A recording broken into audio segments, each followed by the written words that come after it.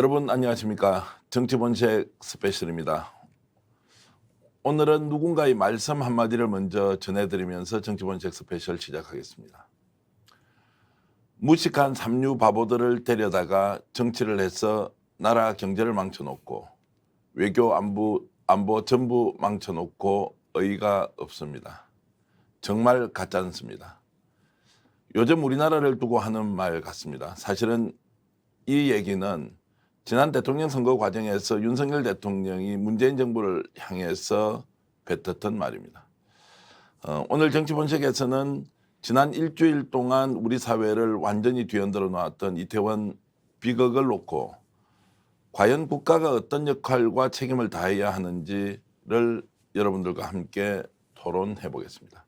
전문가 세 분을 모셨는데요. 신성범 전 국회의원 나오셨습니다. 안녕하세요. 정치학을 전공하고 청와대 전 행정관을 지냈던 김종욱 박사 나오셨습니다. 네, 안녕하세요. 신인규 변호사님도 함께했습니다. 어서 오십시오. 저희들이 똑같이 지금 건조를 이렇게 달아놓고 한 일주일 정도 지금 사회적 참사에 대한 여러 얘기들을 나누고 있습니다. 뭔가 국가가 대응을 잘하고 있다는 생각보다는 야, 대한민국이 왜 이렇지? 이렇게밖에 정말 할 수 없는 것인가? 정치가 이렇게 무능했나? 이런 생각을 하면서 오늘은 지난 일주일 동안에 일어났던 상황들을 좀 정리해 보면서 과연 정치가 어떤 역할을 해야 하고 또 지금이라도 윤석열 대통령 이번 사건과 관련해서 어떤 태도로 정리를 해 가야 될지 좀 심도 있는 논의를 국민들과 함께 나눠보겠습니다. 정부의 함량 미달 대응 얘기하지 않을 수 없고요. 김종욱 박사께 먼저 좀 여쭤보면 지난 일주일 동안 초기의 경찰 대응이나 행안부 장관의 발언 또 대통령의 지금 사과와 관련된 이런 일련의 상황들을 보고 어떤 느낌을 받으셨나요? 저는 개인적으로 공포스러웠다. 이런 느낌이 많이 들었어요. 왜냐하면 정부의 대응이라고 하는 것이 초기에 애도하자라고 얘기했었고 애도 이후에 주체자가 없는 행사였기 때문에 여기에 대한 책임의 문제가 어딘지 모른다라고 얘기했었습니다. 이런 내용들을 흘러가면서 이 사안 자체에 대한 원인 해명이 제대로 될 것인가라고 하는 많은 의구심이 있었는데 시간이 지나면서 다 확인되는 내용들이 나온 거죠. 사전 대처, 사전 준비부터 잘못됐다라고 하는 것이 확인되는 것이고 경찰 문제도 마찬가지입니다. 4일 전에 서울경찰청에서 이태원 파출소장에게 전화해서 내부 메신저로 물어봤다는 거 아닙니까? 헬로윈 행사 관련해서 뭐 문제가 있는가라고 얘기했더니 이태원 파출소장이 좀 경력을 갖다가 좀 지원해 주십시오라고 얘기했는데 아무런 반응이 없었다는 거죠. 당일 용산서에서 또 서울청에 요청을 했죠. 경력이 필요하다라고. 거기에 대한 아무런 반응이 없었죠. 그다음에 나왔던 3시간 전에 어떤 112 신고 얘기가 나왔는데 어제 KBS 9시 뉴스에 의하면 그 더 이른 시간에 일단 한 10여 분 정도 더 이른 시간에 압사당하고 있다는 내용이 나왔다라고 하는 것이죠. 그러니까 모든 전조현상이 다 발생했음에도 불구하고 그 전조현상에 대해서 정부는 공권력은 아무런 대응을 하지 않아서 발생한 사고였었습니다. 그럼 이건 분명히 인재임에도 불구하고 대통령을 비롯해서 누구도 이상민 행안부 장관이 사과했다고 얘기합니다만 어쨌든 이상민 행안부 장관은 이 사태에 대한 사과라기보다는 본인 발언에 대한 사과라는 생각이 들기 때문에 누구도 사과하지 않는 일이 벌어지고 있다. 전 그러니까 국가의 부재 속에서 민간인들이 그냥 헬로윈 행사에 나와서 그 행사를 즐기려고 했는데 156분의 생명이 사라져버렸습니다. 근데 여기에 대해서 누구도 책임지지 않고 사과도 안 하는 상황. 저부터 이건 공포예요. 나중에 우리 후배들이나 후세들이 이 내용을 알게 된다면 국가를 뭘로 알겠습니까? 저는 그래서 이 사안은 나중에 아마 공포스러운 사안으로 남을 거라 생각이 듭니다. 그 초기에 이제 대참사가 일어났을 때 정부가 대응하는 걸 보고는 좀 이제 우왕좌왕했다는 생각이 들었는데 조기에 수습을 좀 하자 이러면서 좀 발빠르게 대응했다는 측면도 있습니다.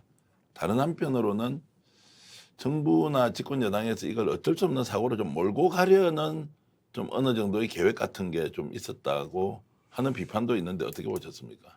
계획이라기보다는 지금 여권 지도부 대통령과 국민의힘 지도부의 머릿속에는 세월호 참사의 그 트라우마가 조금 남아있다는 사실도 좀 중요한 변수예요. 무슨 변수냐? 행동과 상황 판단의 변수란 말이에요. 그러니까 당시에 굉장했던 그런 경험, 그 결국은 박근혜 전 대통령의 탄핵으로 이어졌던 지점, 말을 바꾸면 이 사건도 혹여나 야당과 일부 언론과 진보적 시민단체가 연대하여 반정권 투쟁으로 끌고 가는 것 아니냐, 이런 기류를 사전에 조금 너무 겁을 먹었다 그럴까, 공포심을 가졌다가 그런 지점이 분명히 있는 거예요. 열린 마음으로 좀 사안을 볼 수도 있었는데 그러다 보니까 오히려 행동 반경이, 판단이 제약된 부분은 좀 느껴져요. 저도 분명히 있다고 봐요. 저는 이제 결정적인 지점은 뭐냐면은 이게 굉장히 뭐 엄청난 일이 벌어진 건데 국민들의 가슴 속에 있는 마지막 질문은 이번에 그러면 또 고친다 치자, 다음에는 이런 일이 안 벌어질까 하는 대목이 하나 있는 거고, 두 번째는 개인은 너무나 약하잖아요. 하지만 정부, 행정과 정치 영역은 뭘 갖고 있습니다. 개인을 뛰어넘는 조직과 정보를 갖고 있다. 돈과 조직과 정보. 이것을 왜 적절하게 활용하지 못했는가 하는 대목. 이 대목에 대해서는 앞으로 계속 남는 거죠. 그래서 제가 이야기를 하겠습니다만 지점마다 경찰 단계에서 112 신고에서부터 예를 들어서 뭐 이태원 파출소의 대응, 용산서, 그다음에 경찰청장과 장관의 대응, 총체적으로는 대통령과 정부의 대응, 여기에 대해서는 좀 지점마다 결절점마다 무엇이 잘못됐던가에 대해서는 또 다른 차원에서 좀 논의가 돼야 된다고 저는 생각합니다. 그 선입견을 가지고 이제 세월호의 재판이 될 수 있다는 그러니까. 우려 때문에 그렇게 했다. 이제 그렇다고 하더라도 행정 조직이 있지 않습니까? 뭐 당장 용산구청이나 서울시 같은 데서는 뭐 사전에 대비를 못한 것도 있지만 사고가 나자마자 즉각적인 대응 이런 부분도 잘 했으면 좋았을 것 같은데 이 부분은 신변은 어떻게 보셨습니까?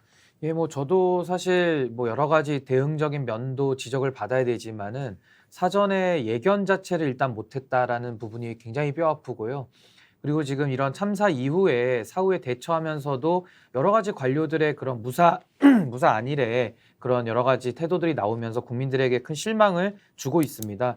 뭐 여러 가지 원인이 있겠습니다만은 저는 첫 번째로 짚고 싶은 것은 이게 지금 과연 공직사회가 움직이고 있느냐. 그걸 움직이지 않는다고 한다면은 이런 관료들에 대한 장악을 실패한 정치권에는 그럼 뭐 책임이 없는가, 정부의 책임이 없는가, 이걸 좀 물어봐야 될 것 같고요.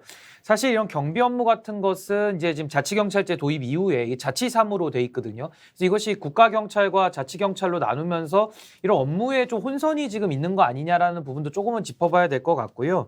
저는 이제 무엇보다도 사실 행안부 장관이 안전에 대한, 재난에 대한 컨트롤 타워로서 여러 가지 인식에 저는 문제점을 드러냈다고 봅니다. 첫 번째는 뭐 주최 측이 없기 때문에 국가의 책임이 없다라면서 법적 근거 얘기를 첫 번째 꺼냈고요.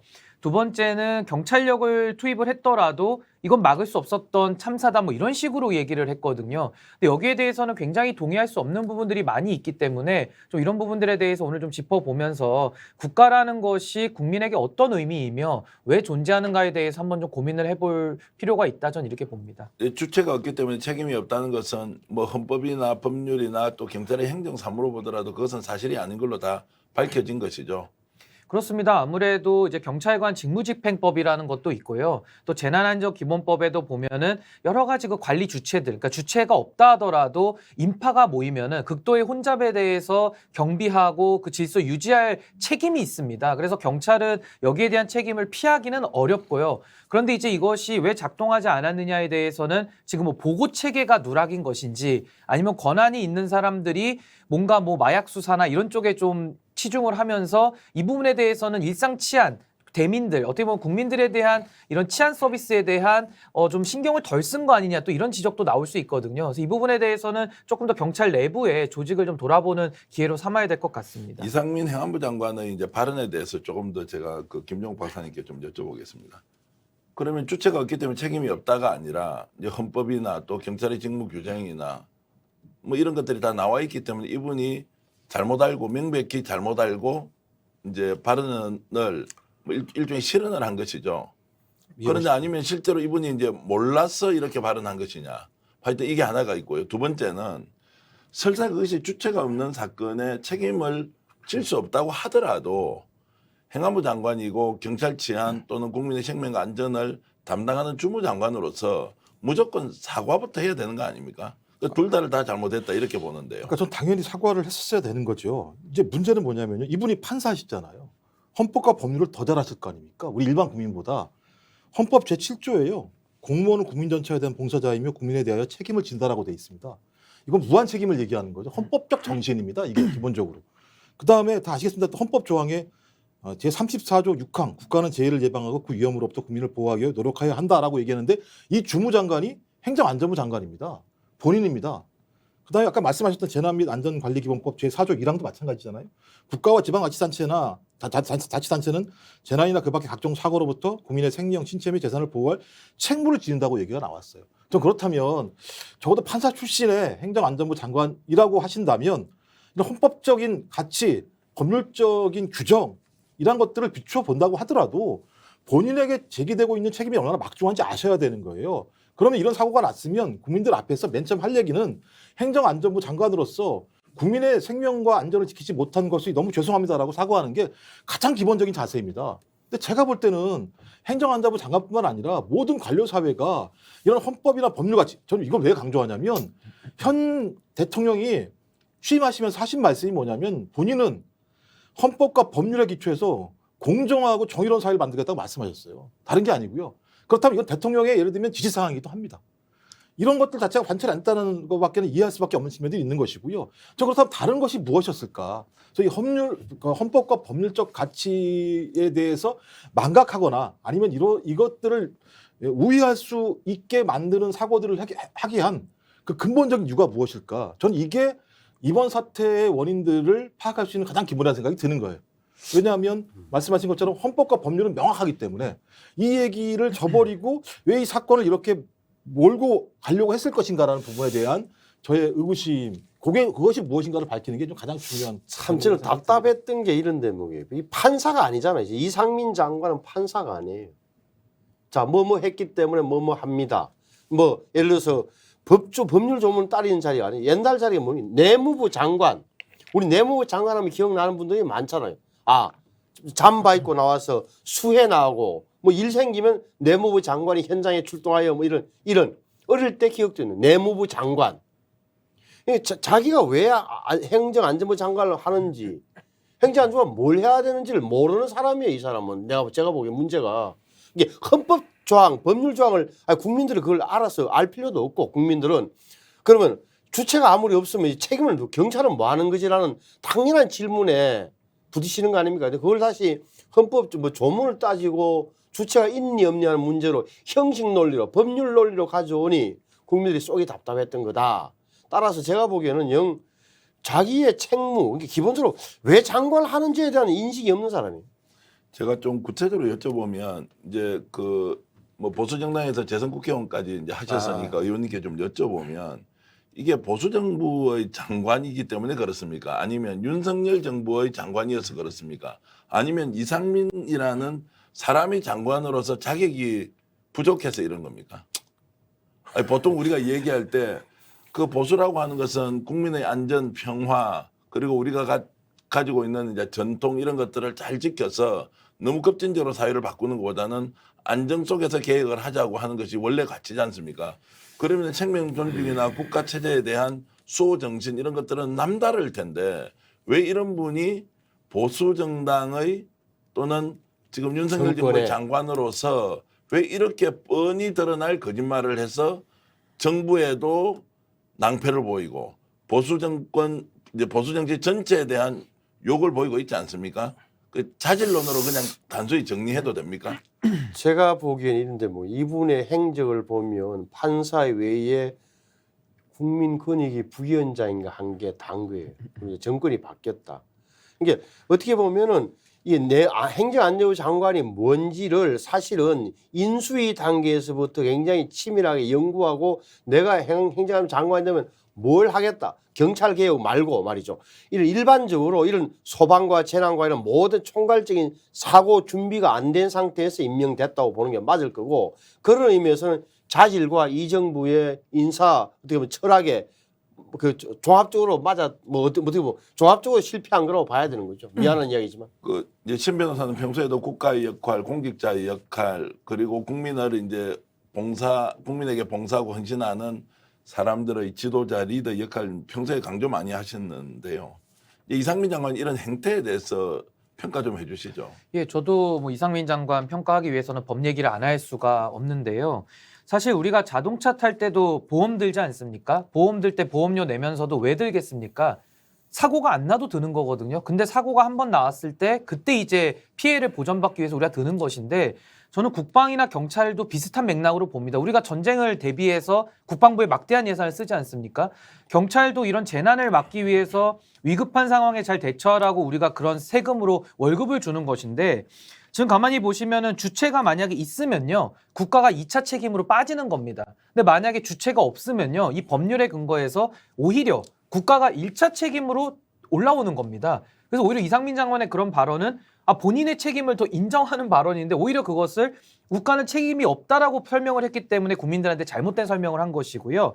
제가 법률로 설명을 드리면은 재난안전기본법에는 행안부 장관이 재난에 대해서 안전에 대한 총괄 책임자로 되어 있고요. 그리고 경찰관 직무집행법 5조에 보면은 극도의 혼잡 상태에서 경찰에게 해야 될 일들이 경고방송하고 또 거기에 대해서 혼잡하면 사람들을 대피시키고 이런 규정들이 다 나와 있습니다. 그리고 또 하나 지적하고 싶은 것은 대통령령에 보면요. 이 경찰 직제가 나와 있는데요. 여기 10조에 보면은 치안상황관리관이라고 경찰청에 있습니다. 이분이 112에 대한 종합상황실 운영에 대한 책임을 져요. 근데 이게 지금 작동이 안 됐다는 게 이번에 다 드러난 것이고 또 하나는 또 13조에 보면은 경비국에서 경비 업무를 하게 되고 경력들을 왔다 갔다 이제 배치를 하게 되는데 이것도 지금 안 됐고 또 14조에는 공공안녕 정보국이라고 있는데 여기서는 정보 활동하게 돼 있습니다. 근데 이런 것들이 전혀 다 이루어지지 않았기 때문에 저는 경찰청장을 비롯해서 특히 행안부 장관인 이상민 장관은 입이 10개라도 할 말이 없다. 근데 거기에 대해서 너무나도 면피성 발언, 마치 지금 손해배상 청구 당한 피고처럼 말을 하고 있기 때문에 국민들께서 용납할 수 없는 그런 상황에 왔다 저는 이렇게 봅니다. 이상민 장관과 함께 이제 국무총리의 발언이나 특히 외신기자회견장에 있었던 그 태도 또 쓴 웃음이라고 해야 됩니까? 농담 섞인 웃음이라고 해야 됩니까? 이런 부분들은 김 박사는 어떻게 보셨습니까? 그러니까 저는 참 이게 좀 화가 났었는데요. 그러니까 뭐 그때 누구죠? 저 뭐죠? 뉴욕 그 양키스하고 그다음에 보스턴인가요? 뭐 그 정도 경기가 되게 되면은 많은 병력이 출동을 해야죠. 이런 식의 농담. 저는 총리께서 이 사안이 얼마나 중대한지에 대해서 좀 더 잘하실 거라고 봐요. 왜냐하면 과거에 총리 하셨잖아요. 총리를 안 하신 분이 아니잖아요. 재난 문제와 관련해서 소위 국가가 어떤 역할을 하는지 모르시겠습니까? 이분 다 아시죠? 공무원 생활만 얼마나 하신 분인데.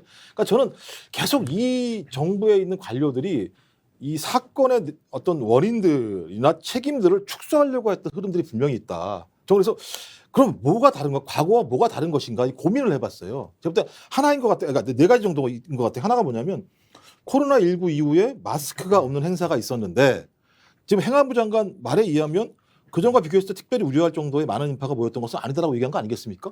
지금 안전 불감증인 거죠. 상황이 많이 변했고 더 많은 사람이 나올 거라고 얘기하는 것은 분명히 예측 가능했음에도 불구하고 이런 식의 얘기를 한다라고 하는 건 우리가 예측 못한 게 아니라 우리가 예측하지 않은 상황, 그러니까 분명히 우리가 통제할 수 있는 범위였었는데 통제하지 않은 우리가 예를 들면 예상할 수 없는 사건이 벌어진 거야라고 얘기하고 싶었던 거였겠죠.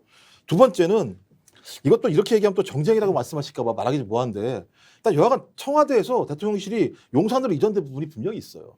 그럼 제가 볼 땐 경력 배치부터 시작을 해가지고 용산 지역 같은 경우가 상당히 많은 변화가 있을 수밖에 없다고 생각이 드는 거예요. 그래서 여기에 대한 편제를 어떻게 할 것인가 부분에 대해서 많은 부분들 제가 볼 때는 문제가 있었고 경찰 같은 경우도 용산 지역 같은 경우는 상당히 정치화됐을 가능성이 높다라는 저는 판단을 하는 측면들이 있는 거죠. 세 번째가 이 대통령과 실세 장관, 법무부 장관을 말씀드리는데 강조한 내용 자체가 다시 했습니다. 마약 범죄에 대한 수사를 강조한 측면이 분명히 있는 거죠. 그러니까 제가 이렇게 말씀을 드리면 정쟁이라고 말씀하실까봐 제가 쉽게 말씀 못 드립니다만 상황 전환을 말씀을 드리는 거예요. 마지막은 시위가 매우 그날 많았죠. 변하는 상황이. 근데 이것도 뭐가 문제냐면 제가 볼 때는 이 경찰력이나 이 행정 안전 라인에서는 소위 민생보다는 이념 충돌에 더 집중한 측면이 있었다라고 하는.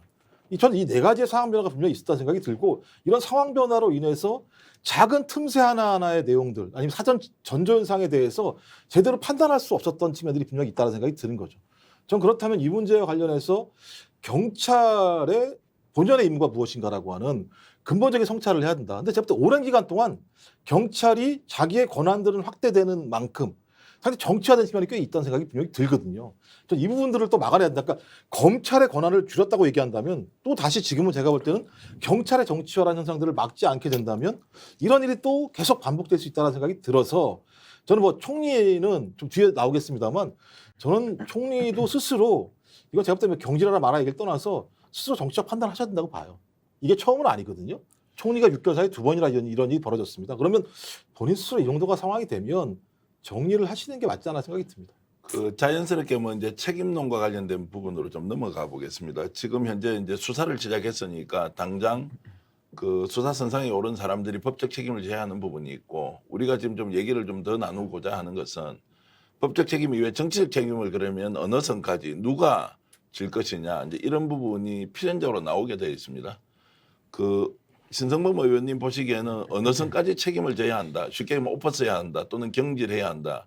이렇게 보고 계신가요? 결정적으로 이상민 장관이죠. 그는 뭐 경찰의 모든 이런 타성에 젖은 내지는 안일한 대응에 이 잘못에 대한 국민적으로 드러나고 있는 분노의 잘못에 대한 정치적 책임을 지는 자리는 경찰청장이 아니라 행정안전부 장관이에요. 저는 피해갈 수 없다고 보고 만일 계속 이렇게 문제가 그러니까 이상민 장관이 계속 버티고 있으면 저희 다 대통령에게 부담이 되는 거예요, 사실은. 특히나 대통령과 무슨 사적 관계, 예를 들어서 고등학교, 대학교 후배라는 점 때문에 무슨 뭐 이렇게 이런 이야기가 계속 국민들 입에서 오르내리는 순간 대통령의 입장에서는 더 부담스러운 거예요. 정치적 부담을 대통령이 다 지우고 가는 거예요. 그래서 특히나 이렇게 되면 계속적으로 예를 들어서 정리를 안 하고 뭐 사퇴를 안 하거나 이렇게 뭐 데리고 가면 계속 이어지면 윤석열 대통령이 사적 관계와 사적 인연에 굉장히 뭐라 그럴까 매여 있다 그럴까 이런 인상까지 주게 된다. 저는 그런 의미에서는 물론 이제 시점 판단해 봐야 되지만 저는 이상민 장관의 경질은 불가피하다. 이건 원래 정치인의 숙명, 또 장관의 운명이라는 것은 그런 거다. 일 생기면 장관이 책임지고 가는 거고. 그다음 문제는 이제 경찰청장과 서울지방경찰청장의 책임 문제겠죠. 그건 사실은 좀 따져봐야 된다. 그다음은 또 이제 두 사람의 총경, 한 분은 용산경찰서장, 한 분은 당시 상황관리관으로 했던 뭐 총경 한 분, 서울지방경찰청장. 이분들에 대해서는 아마 제가 보기에는 뭐 법적이든지 아니면 이런 책임으로 가지 않을까 싶은데 제가 보기엔 무슨 1순위는 이상민 장관이 될 수밖에 없는 거예요. 야당에서는 총리 경질론까지 나오는데 그 부분은 어떻게 보십니까?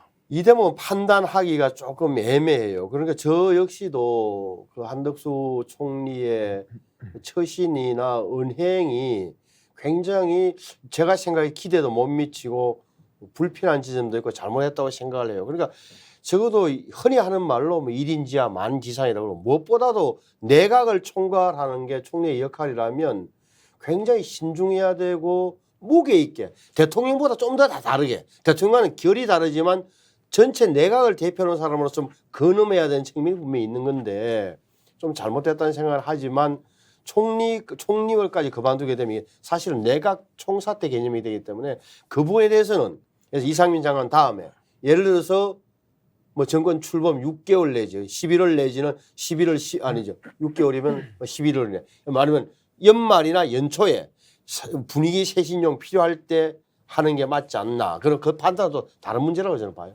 총리와 관련된 부분은 우리 김 박사는 어떻게 보십니까? 저는 왜 그러냐면 일단 기본적으로 총리 사퇴 문제는 지금이 처음 거론된 게 아니지 않습니까? 저 6개월 동안 이 내각, 그러니까 대통령실과 내각이 이끌어왔던 여론의 지지율, 국정운영 지지율을 보게 되면 24%에서 32% 사이 왔다 갔다 했었습니다.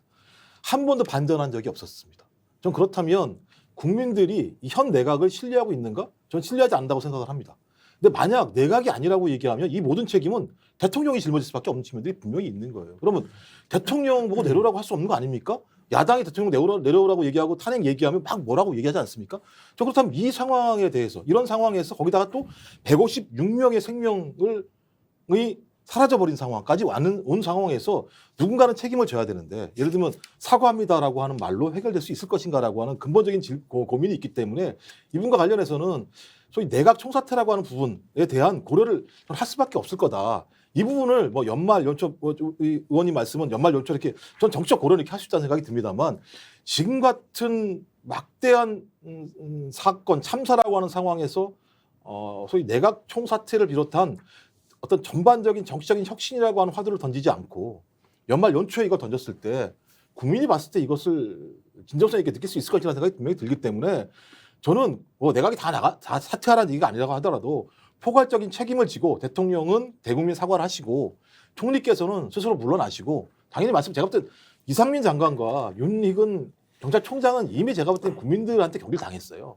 이건 제가 볼 때 하지 말아야 문제가 아니라 국민이 이미 경질을 했는데 대통령이 그걸 끌고 갈 수 없는 상황이기 때문에 저는 이 정도 수준에서 소위 국민들에게 이 사태에 대한 정책 책임을 질 필요가 있다. 뭐 사법적 책임이 나중 문제니까요. 전 그 정도 하지 않으신다면 이 사태를 해결해 나갈 수 있을까 이런 신 생각이 듭니다. 변호사도 이제 총리 경질 문제까지 포함해서 책임 선상을 어디까지 가야 되느냐에 대해서 말씀 좀 주시죠. 예, 뭐 일단은 경찰 내부에서 이제 하위직들의 그런 형사 처벌과는 변론으로 이제 정무 책임을 논하고 있는데요.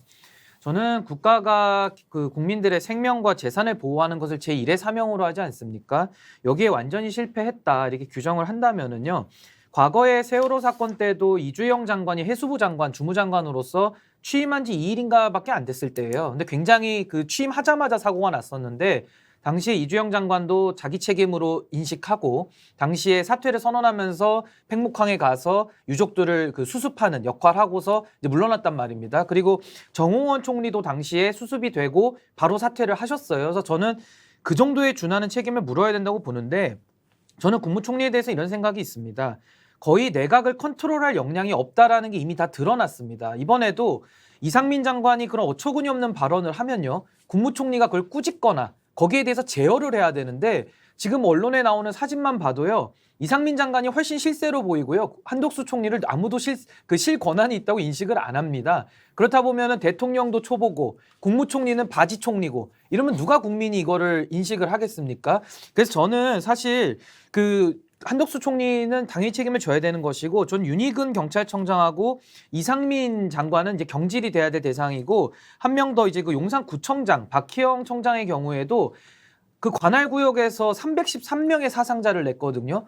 근데 이런 식의 대형 참사 속에서 이건 뭐 정책 실패도 아니고요. 생명에 대한 문제이기 때문에 저는 용산구청장 취임한 지 얼마 안 됐고 뭘 떠나서 저는 용산구청장 정도는 저는 이건 사직을 해야 된다. 저는 이렇게 봅니다. 그 이제 전체적으로 좀 전국을 반전시키기 위해서 행안부 장관 같은 경우는 대통령이 적극 경질을 시키고 차관을 대행으로 만들어서 수습하도록 하고 이런 것들이 우리 기억에 남는 정치권의 발빠른 대응 또 대통령과 집권 여당의 그 선택 뭐 이런 것이었다고 생각이 드는데요. 대통령이 결국 이제 행안부 장관으로 이제 경질할지 말지를 여론을 살펴보고 있다 이렇게 봐야 되겠죠. 실제 그렇죠. 장관이다 보니까.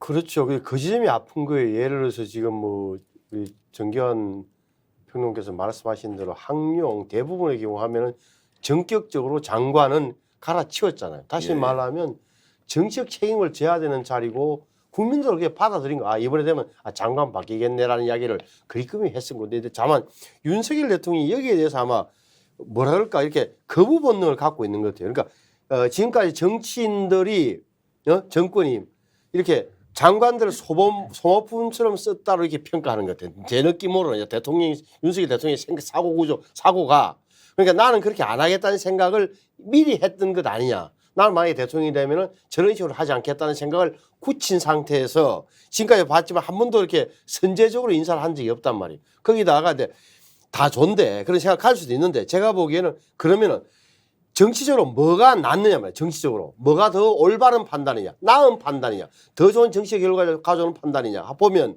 늦으면 늦을수록 안 좋을 거라는 게 저는 판단이에요. 왜냐? 말씀드렸지만 결국은 실세 장관 말하는 대로 자기의 고등학교 대학교 후배니까 인간적인 연 때문에 저렇게 질질 끄는구나 하는 인상을 주게 될 것이다. 그 어차피 또 제가 보기엔 타이밍의 문제일 텐데 그러면 선제적으로 하고 차라리 그 후임자가 사고 수습까지 하는 분위기 쇄신해서 이런 게 맞지 않을까라는 게 제 생각인데 대통령의 생각은 전혀 다른 것 같다. 이 차이는 어떻게 평가받느냐. 며칠 후에 여론에 의해서 또 평가받을 수밖에 없는 대목이다 봐요. 그래서 이제 이상민 장관이 아무리 실제 장관이라 하더라도 초대형 사고가 발생해서 정말 국민의 희생이 뭐 150여 명이 이제 발생을 해버렸는데 그래도 이분이 나와서 뭐 적극적으로 사과를 한다거나 이런 것이 아니고 지금도 사실은 좀 숨어 있다는 느낌이 있어서 도대체 이분은 행안부 장관인지 아니면 대통령과 함께 움직이는 정말 실세 장관으로서 2인자, 3인자의 위치라고 생각하는지 국민들이 굉장히 이제 많이 걱정과 분노를 동시에 표하고 있습니다. 윤석열 대통령에 대한 걱정. 그리고 한편으로는 장관이 아무 책임도 안 지고 숨어서 없단 말이에요. 거기다가 이제 경찰적으로 모든 책임을 다 돌려놓고 수습하는 것 같으니 이게 상황인식이 대통령이 제대로 됐느냐라는 질문을 드리지 않을 수가 없습니다. 근데 뭐 다시겠습니다만 윤석열 대통령 같은 경우는 인사 문제가 본인의 발목을 잡는 가장 중요한 이유 중에 하나였습니다. 이건 뭐 이번뿐만 아니고 소위 취임한 이후에 국정 운영 지지율의 부정평가의 1위는 인사 문제였었습니다. 그러니까 국민이 생각하는 방식과 다른 인사들을 하고 있다는 거였고 거기에 대해서 많은 국민적 비판이 있었음에도 불구하고 이번도 마찬가지인데요. 제가 볼 때 이상민 행안부 장관은 오히려 대통령을 방패 삼아서 본인이 지금 보신하고 있는 거라는 생각밖에 안 드는 거예요. 그리고 아니 사태 수습을 하려면 현장에 있어야죠. 왜 대통령과 같이 조문을 갑니까? 그러다가 여론이 안 좋아지니까 또 오늘은 안 갔다고 그래요.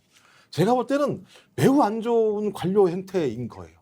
그러니까 대통령과 함께 감으로써 본인에게 다가오는 모든 예를 들면 비판의 화살들은 대통령이 맞게 하고 이틀 동안 내내 맞게 한 거죠. 대통령이. 그러고 난 다음에 엄청난 여론의 비판이 있으니까 아마 대통령실에서 얘기를 했겠죠. 오늘은 나오지 말라고 얘기했을 것 같긴 한데 안 나가는 상황이 벌어지게 있고. 그다음에 더 무서운 건 이분이 생각하는 그러니까 이건 너무나 많은 분들이 발언을 알기 때문에 그 초기에 했던 발언들을 보게 되면 이분은 진짜 뭐랄까요? 일단 기본적으로 관료를 떠나서 소위 인간적인 공감 능력, 어떤 측은지심 이걸 가지고 계신 분인가?라고 하는 생각이 드는 거예요. 재난안전의 핵심적인 부서의 장이 156분의 생명이 그것도 진짜 일순간에 이런 상황인데 나와서 이런 얘기를 할 수 있는가? 그럼 제가 볼 땐 이분은 관료로서의 자질 뭐 이런 걸 떠나서 기본적으로 사람을 대하는 자세에 대해서 근본적으로 질문할 수밖에 없어요. 근데 왜 대통령은 이분을 옆에 두고 있을까? 저는 무슨 생각이 드냐면 대통령이 가장 두려워하는 건 자기가 선택한 인사가 실패하는 것에 대한 두려움이구나. 근데 국민을 위해서라면요. 그 정도의 용단을 내리셔야 되는 거예요. 왜? 그분이 가지고 있는 모든 권한은 국민이 위임해 준 거거든요. 그러면 국민이 원하는 대로 가셔야죠. 왜 국민이 원하는 대로 가시지 않고 본인의 판단에 대해서 그 판단만을 지키려고 하시는지 저 도대체 모르겠는 거예요. 이게 얼마나 더 갈 수 있을까요? 국민들이 지금까지는 본인들이 직접 뽑은 사람이니까 대통령으로서 존중하겠습니다만 계속 간다면 어떻게 신뢰할 수 있겠습니까? 저는 그래서라도 이상민 행정안전부 장관께서 빨리 스스로 사직을 하셔야 돼요. 사임을 하셔야 돼요. 근데 이제 이 정치적 책임의 범위와 방식에 대해서는 영향력이 누가 영향을 미칠 수 있을까요? 대통령의 생각이 가장 중요하고 결정적으로 여당의 생각이. 여당의 생각에서 제가 보기에는 변수가 하나 등장했다고 보는 게 작지만 홍준표 대구시장의 발언이에요. 홍준표 시장이 페이스북에 올린 거 보면 이런 부분입니다. 수습 후에 정치 책임을 묻겠다는 건 국민적 공분에 불을 지르는 어리석은 판단이다. 정치 책임은 결과 책임이다. 강을 건널 때 말을 바꾸지 않는다는 건 패장에는 해당되지 않는다. 조속히 정리해. 누구한테 하는 소리 같습니까? 여당 내에서 적어도 정치를 오래 했던 사람들이 홍준표 시장이나 유승민 전 의원 하는 대목이 이런 대목이란 말이에요. 대통령한테 하는 소리예요. 그래서 제가 보기에는 결정의 변수는 여당 안에서 국민의힘 내부에서 이런 소리가 나오기 시작하면 이상민 장관은 못 버티는 거죠. 빨리 정리를 하는 게 맞는 거예요. 제가 볼 때 이 대목은 늦어지면 늦을수록 이런 소리가 더 커지고 대통령의 정치 부담도 클 겁니다. 그 경제는 빠를수록 좋다 이제 이런 예, 말씀으로 그렇죠. 이해를 하면 되겠죠. 저도 사실 그 행안부 장관이 지금 본인의 책임을 정확하게 인식해야 되는데요. 우리 군내 그 명언이 있지 않습니까? 작전에 실패한 장소는 용서하더라도 경계에 실패한 장소는 용서받지 못한다 이런 얘기가 있습니다. 그러니까 지금도 이런 경비 같은 정말 일상의 이런 질서 유지나 이런 정말 기본적인 업무에도 충실하지 못했다라는 것은 이분은 더 평가를 볼 게 없는 겁니다. 그래서 저는 이번 사태에서 굉장히 놀랐던 건 뭐냐면요. 시민들께서 재난안전법에 의하면은 재난에 대한 신고 의무가 있거든요. 국민들은 의무를 다했습니다. 재난의 징후만 보면서도 4시간 전에 이미 전화를 다 했고요. 거기에 대해서 해결책도 다 제시했어요. 일방통행을 좀 유도해달라, 내지는 와서 통제만 좀 해달라 이렇게 얘기했는데 이 기본적인 것조차 하지 않았기 때문에 지금 사고가 발생한 거 아니겠습니까? 근데 여기에 대해서 이상민 장관은 경찰이 왔어도 달라질 수 없었다라는 이런 안이한 태도의 발언을 어떻게 하겠습니까? 제가 봐도 경찰 병력이 만약에 부족했다. 저는 자율방범대원들만 거기 한 10명만 세워놨었어도 이런 사고 안 났다고 보거든요. 무슨 이 10만 명의 인파들이 무슨 시위를 하러 왔습니까? 소요를 일으키러 왔습니까? 말 그대로 축제를 즐기면서 너무 많은 사람이 모였기 때문에 발생한 사고 아니겠습니까? 전 이상민 장관의 이런 인식은 당연히 이건 경질을 당해도 이거는 뭐 당연하다. 전 이렇게 봅니다.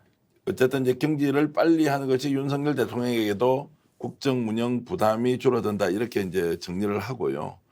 결국에 이제 사고가 일어났고 책임 소재를 가리기 위한 여러 이제 수사, 그다음에 정치적 책임, 그리고 이제 국회도 이제 움직이겠습니다.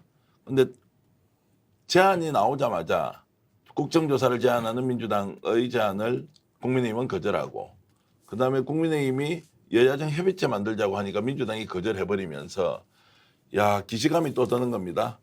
대형 사고가 나서 이것을 어떻게 원인 규명과 재발 방지 대책을 할 것인지가 아니라 역시나 대한민국 여의도는 싸움판으로 또 가겠구나라는 생각이 들어서 조기에 국민들이 경고하지 않으면 국회도 엉망진창으로 갈 수 있다 이런 생각을 하는데 김 박사님 이거 어떻게 보십니까? 저는 다 해야 한다고 생각하는 겁니다. 다 해야 한다고. 국정조사도 하고 여야정 협치도 만들고 그다음에 특검도 하고, 왜냐하면 원인을 밝혀야 다시 또 이런 죽음이 없을 거 아닙니까? 세월호 참사가 있었고 그때 얼마나 많은 국민들이 도탄에 빠졌고 공포감을 느꼈고 국가가 존재하는가, 대통령은 뭐였는가, 울분을 토했고 또 그것 때문에 또 진보와 보수가 갈라져서 얼마나 많이 싸웠습니까?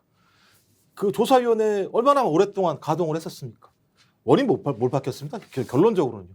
저 다 무죄나고 예를 들어 이런 일이 벌어졌습니다. 그 이후에 또 이 사건이 또 난 겁니다. 근데 이 상황에서 예를 들면 여당이 여야정 협의체를 하니까 당신들 못 믿겠으니까 야당이 참여하지 않겠다? 말이 됩니까? 야당이 국정조사 얘기했는데 국정조사 못 받겠다? 말이 됩니까? 서로 논리는 그거예요. 정쟁의 수단으로 활용한다는 거예요. 쌍방이 마찬가지로. 아니 국정조사가 정쟁의 수단입니까? 국민이 부여한 권한입니다. 권한만 행사하면 되는 것이고요.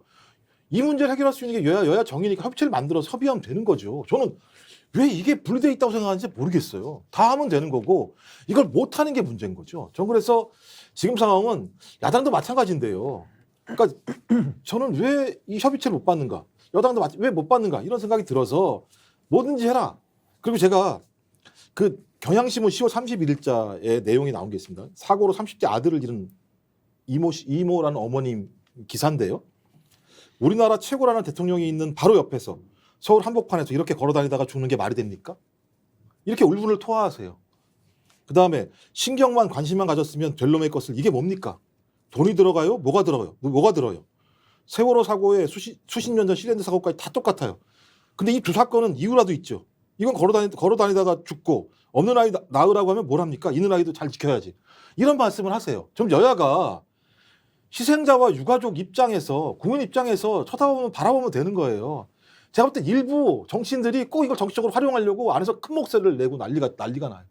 저는 이 어머님의 목소리를 좀 듣고 이런 자세와 관점으로 뭐든지 다 해야죠. 뭘 안 하고 뭘 할 수 있습니까? 선택의 권한이 있습니까? 정치에. 그럼 다 해야 한다고 생각합니다. 참 어머니의 말씀이 가슴이 또 미어지는데요.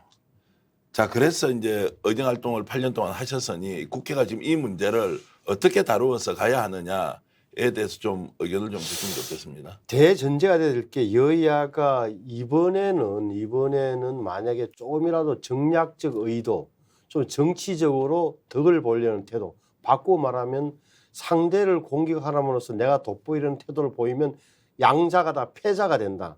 여기서는 세월호의 기억이 온 국민이 선연하게 기억하고 있다. 이 대목을 일단 염두에 둬요. 다시 말하면 조금 객관적으로 정말 사실을 규명하는데 모든 힘을 쏠 수 있어야 된다. 말 좀 바꿔볼게요. 그러면 자신에게 불리한 결과가 나오더라도 용납할 수 있어요. 받아들일 준비가 돼 있어야 돼요. 예를 들어서 자, 민주당 입장에서는 지난 문재인 정부 동안 공직기강이 경찰이 완전히 해이해져서 이러저런 이유로 현장 대응력이 떨어지고 완전히 경찰 공권력이 무력화됐습니다. 라는 결론이 나오더라도 받아들여야 되고 준비가 돼 있나요? 국민의힘에서는 자 대통령실이 옮기면서 용산경찰서의 부담이 커졌다. 기동대는 전부 다 대통령실 근처로 몰려가는 바람에 배치되는 바람에 기동대가 이쪽에 이태원 쪽에는 안 왔다라는 결론이 만약에 나온다면 받아들일 수 있을까요? 그 과정에서 이런 대목에 대한 나름의 그걸 갖고 출발해야 돼요. 그 근처는 그래서 국정조사든 뭐든 가능하다. 근데 이 전제가 되지 않는 이상 국회 안에서는 이 조사 과정에서 중간 결론을 갖고 또 한 번 쟁투를 벌이다가 끝날 공산이 크다. 그래서 저는 어떻게 봐야 되냐. 차라리 그러면 무슨 뭐 협의체든 아니면 대통령이 직접 위원회를 어떤 사회적 저명 인사 내지는 신망이 있는 분에게 예를 들어서 전개환 위원회를 만들어 주십시오. 귀하게 권한을 드리겠습니다. 정부의 정보를 다 받으시고 전문가들을 많이 고용하셔 갖고 왜 이런 문제가 샀는지 여야를 국회로 넘기지 말고 정부 차원에서 객관적으로 조사해 주십시오. 그 권한을 독립적으로 맡깁니다라고 한다든지 대통령 직속위원회로. 뭐 여기에도 뭐 정치적 쟁점이 있겠지만 이런 식으로 조금 객관적인 조건이 구비되는 위원회가 저는 필요하다고 봐요. 그리고 또 하나는 말씀하신 대로 여야 정인데 만약에 정에 대한 판단이 야당에서 부담스러우면 정은 빠진다. 내지는 뭐 예를 들어서 전문가 집단이 들어온다든지. 다만 여기에 대해서는 이제 아시는 대로 세월호 때도 전문가를 들어와서 만들었던 게 사참위, 사조위 뭐 많잖아요. 선박조사위원회. 이 경험이 있기 때문에 여당에서는 받아들이기 힘들 거다. 제가 보기엔 차라리 대통령 직속으로 위원회 하나 만드는 것도 새로운 시도라고 저는 봐요. 그러니까 이제 전제 없이 가야 된다는 네네. 말씀으로 이해를 좀 하겠습니다. 정당의 입장이나 정파적 입장이 아니라 정말. 희생자와 유가족의 위치에서 이 문제를 어떻게 다루어가는 것이 맞는지를 아무 조건 없이 일단 다 나서야 된다는 걸로 일단 이해를 하고요. 오늘 방송을 하고 있는 이 순간까지도 여야는 양쪽 의견이 완전히 갈리면서 또다시 국회가 여의도가 국민들로 하여금 지탄의 대상이 되는 길로 가고 있습니다. 이거 좀 막기 위해서 지금 어떻게 해야 될 것인지 신 변호사 좀 말씀 좀 해주시죠. 그러니까 저도 지금 정치인들의 그런 뭐 무사 안일에 대해서 또 내지는 정쟁화하려는 욕구에 대해서 제동을 안 걸 수가 없는데요. 사실 이런 재난이나 안전에 대한 것이 여야 문제는 아니지 않습니까? 이게 다 자기가 당할 수 있는 일이거든요. 그러니까 그 자리에 있었으면 다 당하는 일입니다. 그렇다면은 유족들을 생각하는 건 당연하고요. 어떻게 보면 이거는 내 일이다라고 생각하고서 이건 임해야 된다. 저는 이렇게 보고요. 또 하나는 정치인들이 지금 좀 공적 책임감이 매우 부족하지 않습니까? 어떻게 이런 사회적 참사를 놓고 이걸 가지고 정쟁에 지지율 1, 2% 올리는 거에 이거를 쓰려고 할 수가 있죠. 그러니까 그거는 이해되지 않는 것이고 온당하지 않은 것입니다. 그래서 저는 실체 관계를 밝혀야 되는데요. 지금도 뭐 경찰에서 밝힌다고 하면은 셀프 조사 가능하겠냐? 이런 비판이 당연히 튀어나오는 것이고 검찰에서 한다 그러면은 또 한동훈의 검찰 믿겠냐? 또 이렇게 나오고요. 감사원에서 한다 그러면은 또 유병호의 또 감사원을 또 믿겠냐? 이렇게 나오거든요. 그럼 대책이 없는 겁니다. 그렇다면 국정조사를 할 수밖에 없어요. 그럼 국회에서 하되 제가 지금 말씀드린 대로 이런 정말 안전의 문제에 대해서 정말 좀 더 심도 있게 좀 반성하시고 성찰하는 자세로 저는 국회의원들이 임한다면은 저는 그래도 좀 객관적 진실에 좀 접근하는 노력이 나오길 좀 기대합니다. 그래서 좀 정쟁화 안 삼고 국정조사를 통해서 정해진 틀 안에서 저는 문제 해결의 능력을 좀 제발 좀 보여줬으면 좋겠습니다. 김정욱 박사님께 좀 여쭤보면 이제 민주당 쪽 질문인데요. 지금 뭐 윤석열 대통령 초기 대응 잘못했고 경찰이 명확하게 그 사태를 예방할 수 있었음에도 불구하고 오히려 방치한 측면이 있다. 장관 실책하고 총리는 나와서 국민들한테 실언하고 이런 상황에서 윤석열 대통령에 대한 국민들의 비판이 엄청나지 않습니까? 네. 그렇기 때문에 야당은 오히려 이런 상황에서 여당이 제안하고 있는 여야정 협의체 적극적으로 받아서 어쨌든 민생이나 그다음에 국민의 안전과 관련된 부분은 야당이 나선다고 또 당대표가 얘기했지 않습니까? 이재명 대표가. 그런 면에서 받아들여야 하는데 왜 이것을 거부하는지에 대해서 이해를 못하겠다는 의견도 있습니다. 그러니까 저도 좀 이해는 안 되는 측면이 있는데 아마 그 지금 야당 같은 경우 이제 그런 흐름들이 있는 것 같아요. 그러니까 저희 윤석열 대통령을 신뢰할 수 없다, 정부를 신뢰할 수 없다. 거기서 기획하는 공간에 들어가게 되면 사태가 왜곡되고 야당이 거기에 동조하는 것처럼 동의하는 것처럼 느낄 수 있다라고 하는 판단을 하나 하는 것 같고요. 또 하나는 세월호 트라우마가 또 있습니다. 민주당 내부에서는. 소위 세월호 문제와 관련해서 그 당시에 야당이었기 때문에 매우 강력한 공격을 했었는데 나중에는 그것이 오히려 부메랑처럼 돌아와서 실제로 이념 대결화 되면서 지방선거에 패배한 사례가 있었고요. 민주당이 상당히 좀 암흑기를 겪었던 과정들이 있습니다. 저는 이제 그 와중에 제가 이제 민주당 내부에서 소위 원내대표실에서 일을 했었기 때문에 그 과정들을 아는데요. 그런 트라타임에 초반에 되게 조심스럽게 접근을 했던 것 같습니다. 근데 아마도 112 그 녹취록이 나오면서부터 이거 명백하구나라는 판단이 드니까 강공 모드로 전환한 것 같아요. 근데 문제는 강공을 하는 이유도 마찬가지입니다만 원인을 밝히려고 하는 아까 말씀드렸던 희생자와 유가족 입장의 문제여야 되는데 제가 볼 때 어느 순간부터 제가 볼 땐 당리당략이라고 하는 부분들이 끼어들어온 느낌들을 제가 지울 수가 없습니다. 그러니까 여야정 협의체 국회의원이 169명입니다. 여야정 협의체 가서 누구도 일할 수 있고요. 국정조사 같은 경우는 이미 조사위원회이기 때문에 숫자가 그렇게 많이 필요한 것도 아니에요. 예를 들면 무슨 뭐 행정안전위원회 같은 거 할 수도 있는 이런 거기 때문에 제가 볼 때 국회의원들 한 20여 명 정도가 이 문제 집중적으로 붙여서 얘기하면 되는 것이고요. 여야정 협의체 가서 하면 되는 것이고요. 그다음에 경찰 특별수사본부 꾸려서 거기서 객관적으로 하면 되는 것이고요. 검찰도 마찬가지로 제가 볼 때 수사할 수 있는 권한이 분명히 있습니다. 저는 한동훈 법무부 장관이 진짜 문제가 많다는 생각이 드는데요. 무슨 뭐 검수 완벽 때문에 수사를 못한다고요? 수사할 조항 다 있어요. 그러니까 이런 거 하나하나가 다 제가 볼 때는 정쟁화 시키는 거고 다 자기들의 정치적 노림수를 이 참사라는 과정에 다 끼워 집어넣는 일들이 벌어지고 있는 거예요. 제가 볼 때는 한동훈 법무부 장관 앞으로 발언하지 말으셔야 돼요. 거짓말 하신 거예요. 수사할 수 있습니다. 제가 보니까 수사할 수 있는 내용 다 가지고 있어요. 근데 수사하지 못하는 것처럼 얘기하고 있어요. 전 그래서 이런 식의 발상을 하면 안 된다. 전 그래서 아까 말씀하신 것처럼 의원님 말씀하신 것처럼 별도 위원회도 꾸려야 된다고 생각이 들어요. 그러니까 저도 국민들이 이해할 만큼의 신뢰받는 인사들을 중심으로 하는 이런 조사위원회도 꾸릴 필요가 있다는 생각이 들고 전 뭐든 다 해야 된다는 생각이 드는 건데 야당은 제가 볼 때는 좀 나쁜 버릇이 조금씩 나오고 있지 않은가라는 생각이 근데 듭니다. 어떤 걸 선택하든 신속한 것보다 더 중요한 게 없지 않습니까? 그러니까요. 지금 뭐 네. 국정조사가 되든 여야정 협의체가 되든 별도 기구가 되든 이러면 사실 이번 그 참사 과정에서 여당이 엄청나게 국민들부터 실망을 많이 줬지 않습니까? 그럼 야당이 국정조사 하자 그러면 국회 원래 할 수 있는 것이니까 오늘 이제 어제죠 뭐 조영 원내대표가 한번 생각해 볼 수 있다고 했으니 오히려 여당도 좀 적극적으로 나서서 이거를 빨리 위원회를 구성하는 방식으로 가는 게 맞지 않습니까? 그렇죠. 원론적 말씀은 우리 정기환 평론가의 말씀이 맞는데 정치 현실에서 보면 자 오케이 알았습니다. 자 국정감사 합시다 하는 소리를 특히 원내대표 입장에서 하기가 저되는 측면이 분명히 또 현실적인 문제가 있는 거예요. 예를 들어서 야당이 저렇게 할 경우에 지금 진행되고 있는 감찰, 특별감찰과 특별수사와 어떻게 연결될지에는 실무적인 검토를 지켜야 된다. 그럼에도 불구하고 주호영 원내대표의 정치 경험이 녹아나는 게 그나마 한 번에 그도 안 차고 끝나고 한번 상의해 봅시다라고 여지를 남겨놓은 것은 저는 가능성이 좀 남아있다고 보는 편이에요. 그러니까 이제 이렇게 여야가 싸잡아서 비판을 하고 있으면 실제 잘못한 쪽은 오간데 없고 국민들은 결국 정치계 나라를 망치고 있구나 믿을 만한 데가 아무도 없다 이러면서 정치적 무관심과 오히려 정치에 대한 불신이 반감이 훨씬 더 이제 커질 수밖에 없는데 이것을 좀 지혜롭게 여의도에서 좀 풀어나가는 방식은 어떤 게 있겠습니까? 저는 사실 국정조사밖에 방법은 없다고 여기는데 전 좀 많이 저도 회의적인 부분이 바로 그 부분인데요.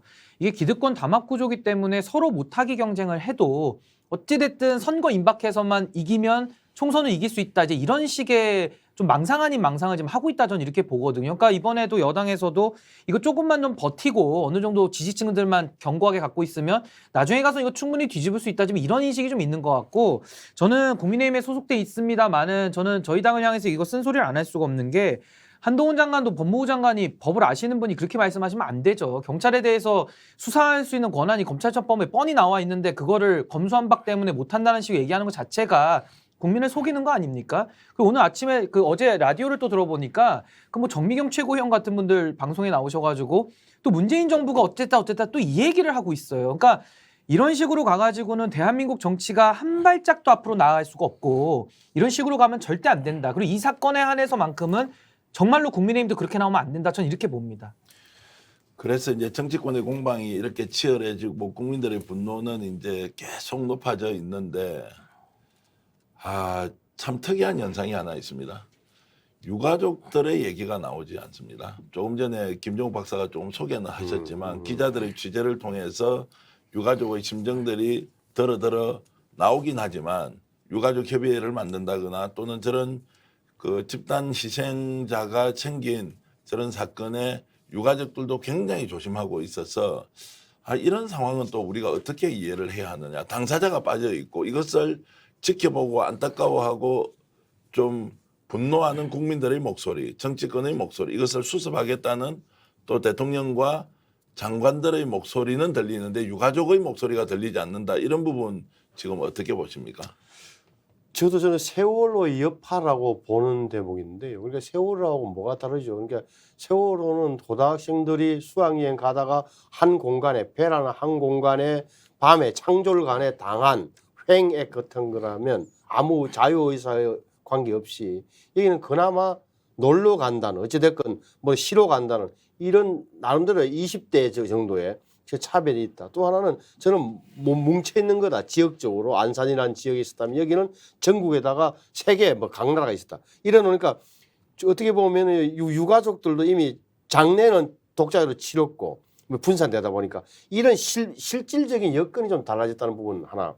두 번째는 적어도 뭐라 그럴까 지난번처럼 세월호처럼 돈 문제, 보상바 이런 거 문제 때문에 뭐 몇 억설이 나오는 이런 대목에 대해서는 아마 제가 보기에는 유가족들도 본능적으로 그렇게 가서는 내 아들, 딸들의 내 친지의 죽음이 그런 식으로 훼손돼서는 안 된다는 나름의 뭐 어떻게 보면 뭐라 그럴까 이게 사회적으로 인식된 사회적 지식이랄까 판단 기준이 생겨버린 거죠. 그래서 저는 그런 의미에서는 정부의 부담은 줄었지만 그만큼 정부가 또 더 잘해야 되는 측면 어떻게 보면 유가족들에게 잘하고 유가족들의 그런 마음을 알아차려서 좀 더 배려하고 대접한다기보다는 그런 마음을 헤아려주는 그런 노력이 더 필요한 대목으로 저는 봐요.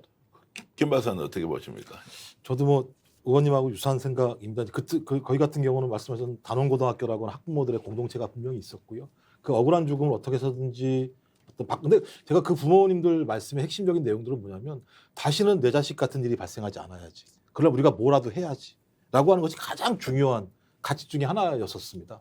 그러니까 본인들이 하는 행위들은 자기 자식에 대한 억울함도 있겠습니다만 이런 자식이 다시 발생하지 않았으면 좋겠다라는 거기 때문에 되게 열심히 너무 열심히 그 일을 하셨는데 다 아시겠지만 결론적으로는 그분들의 이야기가 이념적으로 매도당하게 되고 또 그 과정에서 많은 분들이 고통받고 또 스스로 목숨을 끊으신 분들도 계시고 또 그것 때문에 암을 걸리신 분들도 계시고 이런 일들이 꽤 많이 있어 왔었습니다.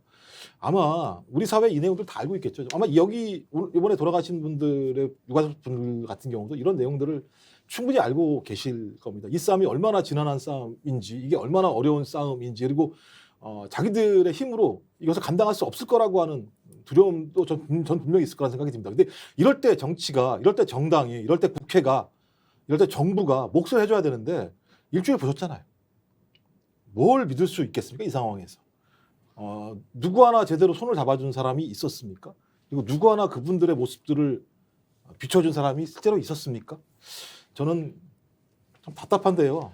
항상 국민들은 다 개별적인 일인이어가지고 연대의 힘들을 갖지 못하게 되면 저렇게 자기의 목소리를 내기보다는 숨을 수밖에 없는 이 상황 자체가 가슴이 아픕니다. 각자의 역할, 국가의 역할, 여의도 국회의 역할보다 우리 마음은 실제로 희생자와 유가족의 위치에서 봐야 되고 또 헤아리고 뭔가 대안을 내줘야 되는 게 맞는 거죠.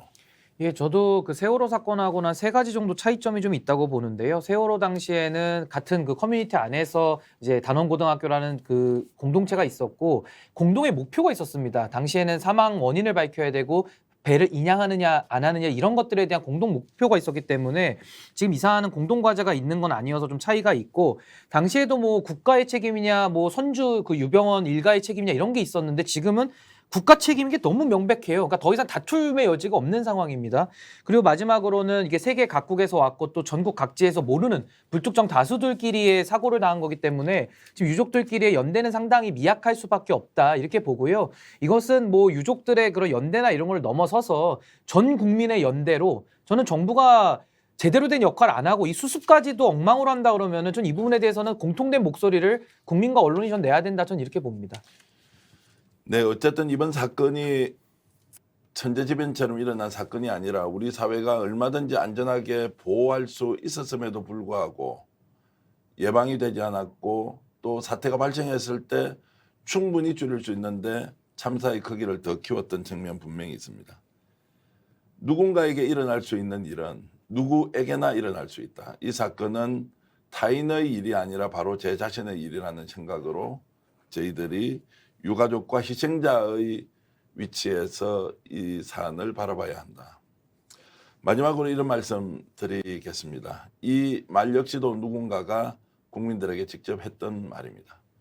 위기 상황에서 정부가 국민을 어떻게 보호하느냐에 따라 그 정부의 존재 이유가 있는 것인데 이 정부는 정부의 존재 이유를 증명하지 못하고 있다. 이 말 역시 윤석열 대통령이 되기 전에 문재인 정부에 대해서 했던 말입니다. 윤석열 대통령이 이번 사건을 어떻게 쳐다보고 윤석열 정부가 이번 사회적 참사를 어떻게 해결할 것인지 우리 국민 모두 두 눈 똑똑히 뜨고 지켜봐야 할 것 같습니다. 오늘 장시간 토론해 주신 세 분께 감사 말씀드리고 또 주말 휴일 남은 시간 시청자 여러분 의미 있는 시간 보내시기 바라겠습니다. 여러분 고맙습니다.